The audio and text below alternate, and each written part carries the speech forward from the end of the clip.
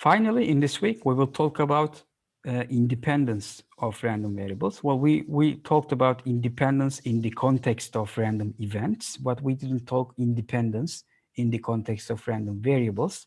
Here, since now we have defined joint distributions and conditional distributions, we are ready to define independence of random variables.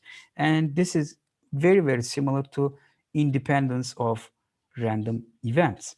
You see, for random variables x1 and x2, they are independent if we have these. Well, depending on the type of x1 and x2, we could have joint CDF, joint PDF, or joint PMF, which ones are defined. You have the conditional PDF of x1 given x2, if that is equal to the marginal PDF of x1, or vice versa. Well, one implies the other, in fact. One is sufficient, therefore.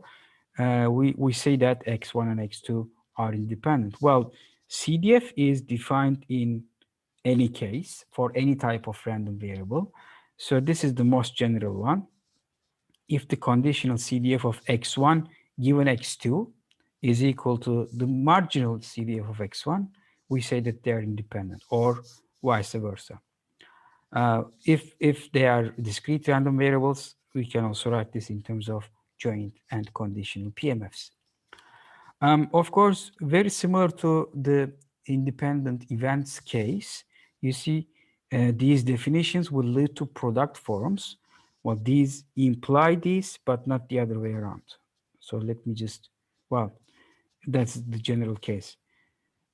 If you have x1 and x2 independent, then their joint PDF will be equal to, well, this will be small x2, parameter x2, will be equal to the product of their marginal PDFs, quite similar to the independence of two events.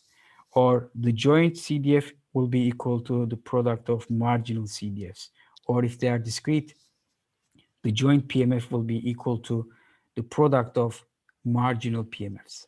Okay, but again, let me emphasize this. As with independence of events, product forms do not imply independence for more than two random variables.